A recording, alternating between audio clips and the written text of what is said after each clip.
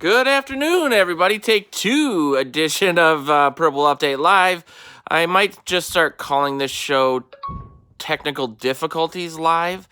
I apologize for that, but I think you guys are used to it. The Packers just intercepted the ball from Trubisky. The Bears are down 8 points with 6 minutes left in the fourth quarter. Obviously, that has huge implications for the NFC playoff picture in general, but for the Vikings as well. If the Bears somehow can pull this off, even though they just turned the ball over semi-deep into their territory, about the 32-yard line, the Vikings would be able to pull into first in the division next Monday night, which would be a fun game. But we're here to talk about the Vikings and the Los Angeles Chargers, a team that, by all intents and purposes, should have never left San Diego. People are pissed. Nobody cares about them.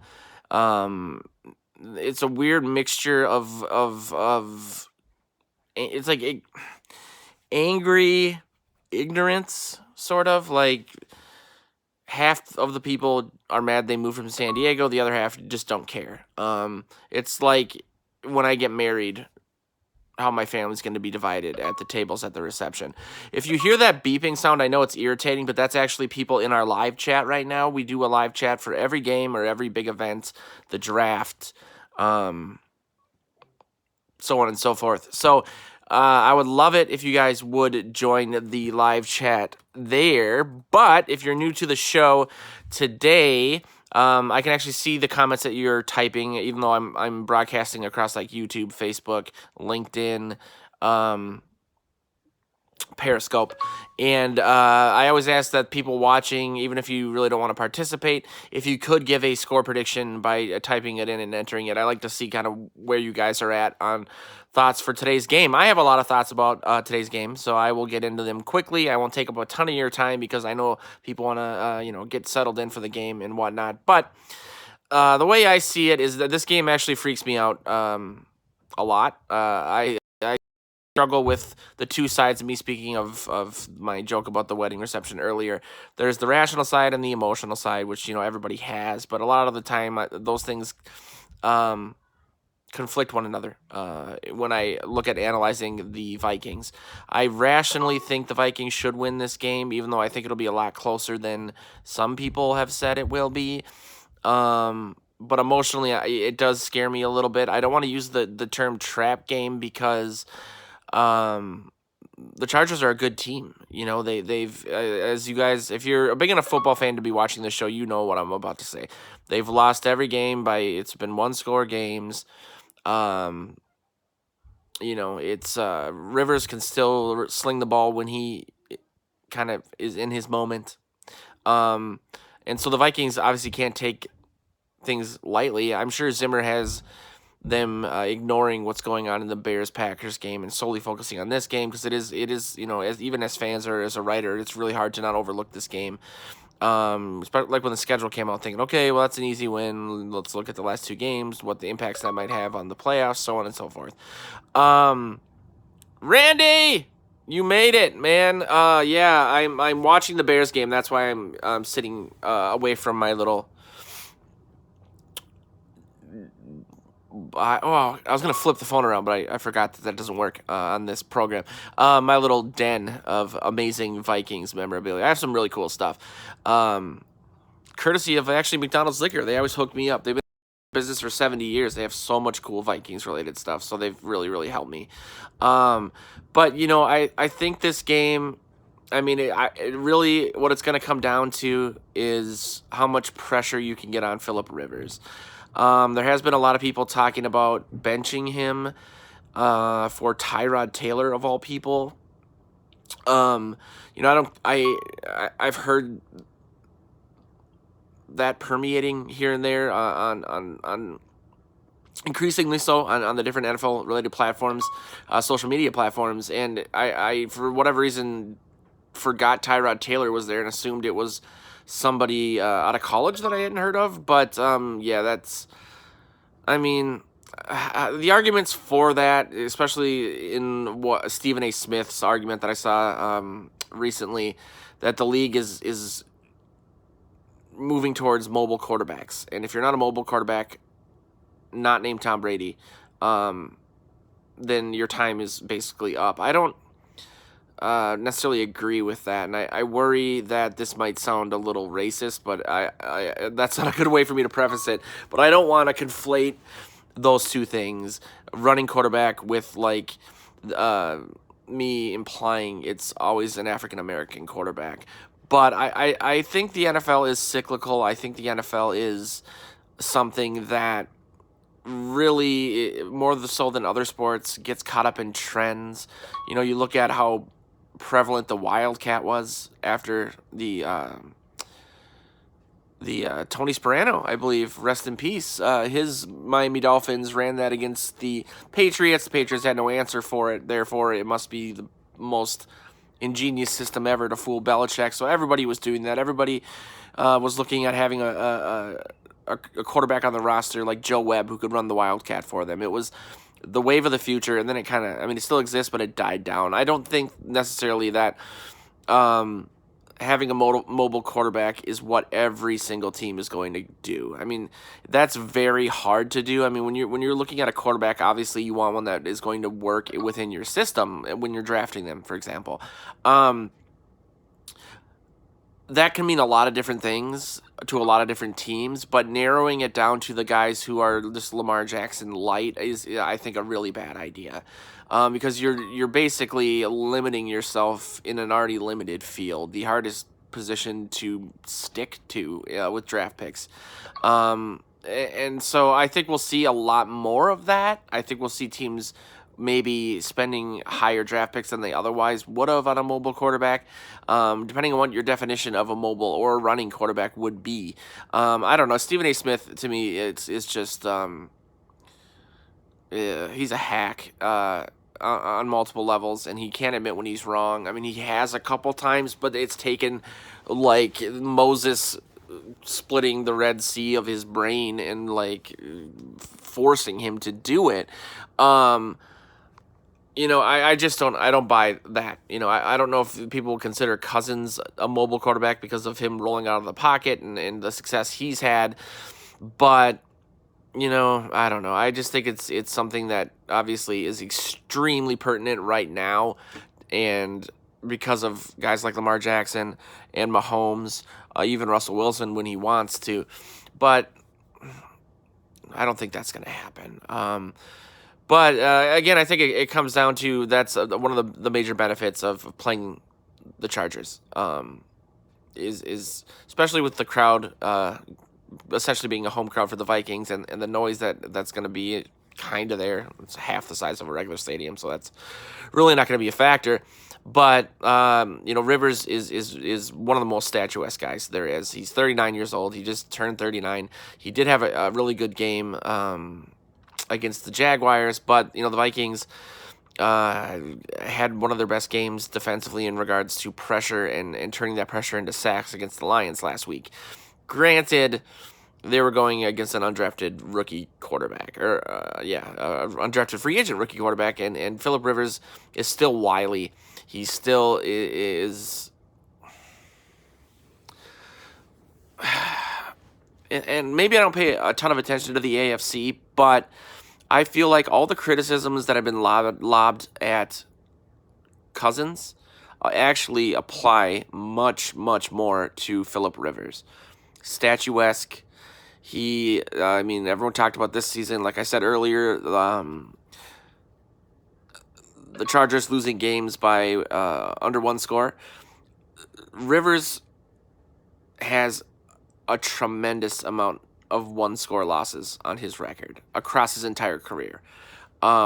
Whether that means that he's not clutch or he chokes is up for debate, but I mean, I don't want to just take that one stat and then say evenly apply it and say maybe it's the defense, maybe it's this, maybe it's the coaching, but you know, when you look at a guy who's been in the league as long as he has and has had as many different head coaches as he's had, and the one constant is that you have to think, okay, well, there's something to this, and so that encourages me in this game. But you know, I look at how good their defense is. They have a really good defense against the pass. Their run defense is okay. I think it's 17th.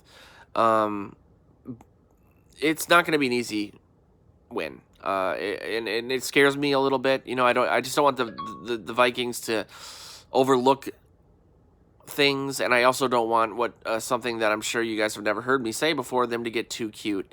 I could see them really doing a lot of. It just seems like when they're up against a defense that has a good unit and then a weak unit, they tend to go at the good unit as opposed to the weak unit. I'm thinking of like the game plan against the Chiefs and not really running the ball the way that we were accustomed to, even though they were 30th ranked rush defense. So I don't want to see a whole lot of shotgun 4 receiver nonsense. I would love to see more Kubiakian stuff. They're going to focus heavily on Adam Thielen's return and Diggs and what Thielen means for Diggs and for BC Johnson and for Treadwell. But going underneath to the tight ends could be really, really fruitful, I think, today because of that focus. And so I would love to see, more passes to Rudy, to Irv Smith Jr. Rudolph catches over 80% of the passes you throw his way in his career. And so while he doesn't pick up a ton of yards after the catch, he's not extremely physical. He did battle injuries because I think he was overexerting himself in that regard. He's going to catch the ball if you throw it to him. So I just think they'll make a lot of hay that way. I'm going to look at some of your comments. Again, those beeps are our live chat on the websites, purplePTSD.com, and the other website being VikingsTerritory.com. Takes 2 seconds to create an account. It's free. It's super fun. I hope you guys can make it. It sounds like they're having a pretty good discussion about the Bears and the Packers, but in the chat for this show, if you guys wanted to, again, let me know your score predictions, questions, comments, that would be great. Billy asked what channel they are on. What, the Vikings? Or the Packers and the Bears? That's a good question. I don't know. I'm guessing maybe CBS, but they got Flex, so maybe that's Fox. Randy did say that would throw a wrench in the gears if all of a sudden you're doing all this prep for Rivers and then out comes a running quarterback. Good point, dude. That would scare me. That would suck. Peak Vikings struggled against running quarterbacks, and so Tyrod Taylor, I don't like that at all. I'm sorry I brought that up. Randy said that that Stephen A. Smith is a blowhard and too fond of his own voice. I completely agree with you. Like, completely. What's up, Tang? You made it, man. You'll hear some beeps. That's the live chat humming along. I know you were there for a little bit for the last game. We got some new peeps from Bleacher Report that joined us. We're slowly building a movement here. They created a new user group. I should create a user group for the show and my 4 fans. Randy's score prediction is 28-13 Vikings with the defense scoring twice. Have you seen, Randy, the commercial, the trailer for that new Adam Sandler movie that's getting like all these, like, everyone's saying is going to be nominated for Best Picture at the Oscar and Best Actor, and Adam Sandler? I'm not joking when I say that.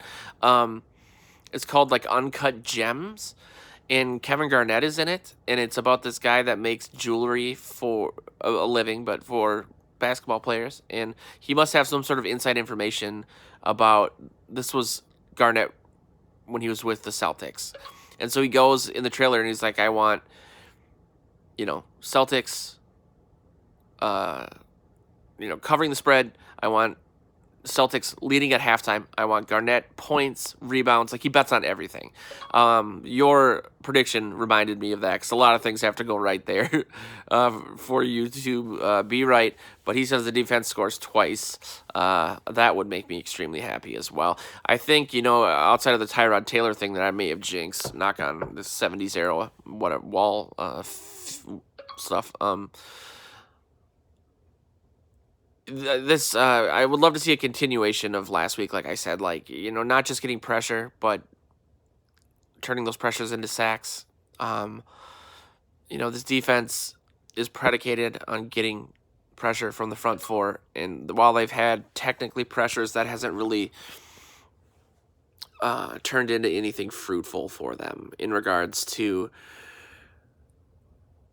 sacks or a ton of turnovers, and so we'll see that. But I just, you put it in my head now, Randy, and I'm just thinking of Rivers getting injured and Tyrod Taylor coming out and the curse of the backup happening yet again.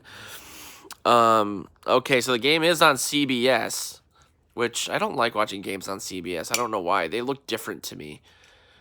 Maybe I'm just being weird. But it's 13-21. It's there's a booth review. I'm pretty sure I'm losing in my fantasy football playoff, but I did pick the Vikings to win this game. I did pick I believe 31-20 score on Morning Joe's, something like that. Oh, I guess the President of the United States is here. He says the Charger is the best 5-win team in the NFL. Good defense, and Phillip Rivers can score TDs. Yeah, they are a good team. Keenan Allen's no slouch. I know he hasn't been as good as he's shown in the past. Melvin Gordon, I'm actually playing him in the semifinals of my fantasy football league. I've never really made it this far, but man, I have one of those teams where you have like a lot of good receivers and you don't know which one to play each week, like Edelman or Galladay or Lockett or Cooper Kupp or what's his face, Courtney from the Broncos. It's a conundrum. And then I was thinking about, should I play Cooper Kupp or should I play what's his face from the new breakout running back from the Niners, Moss Turf. I'm not good at pronouncing things like that. And so I went with the running back because I figured, Kupp hasn't had over 65 yards since week 8, but I'm sure it'll backfire because I whenever I make changes at the last second, it backfires, and I did that yet again today. I know you guys don't care about that sort of thing. Randy says what, and that's the proper response to that. I don't know if you disagree with my 3rd and 6 inside the 20 for the Packers. Yeah, it's gonna be. Oh man. So essentially, the Vikings aren't going to be able to win the division. That's why. See, you always look at these missed opportunities early in the season, and I know sometimes I look like I'm overreacting. My post game show after the Bears game was not a shining moment for me as a human being, but I just, you as a Vikings fan, that something like that is going to come back to haunt you. And while it doesn't mean the Vikings won't make the playoffs, it does, obviously ensure that they're going to be playing on the road. Unless the Lions can somehow upset the Packers. But see, 3rd and 6, they do a bootleg to Rodgers, who runs like I do. He slides. It's 4th down. I believe they can kick a field goal, go up 24-13 with a minute 17 left with the clock ticking. So, yeah, let's see if they can block this kick. Wouldn't that be something? Or are they just gonna, I don't know are they on their 30?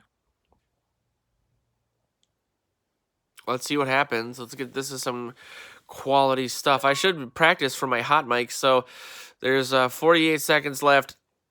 Play clock is winding down. They're going to get the delay a game, and so it wasn't. They weren't within the Bears' side. They were on their own. So they're not kicking a field goal. They're punting. Yeah, I'm bad at this. This is hard. I'm sorry, Joe Buck, for all that hate mail I've sent you. 44 seconds left. They're punting it. They should put Patterson back there.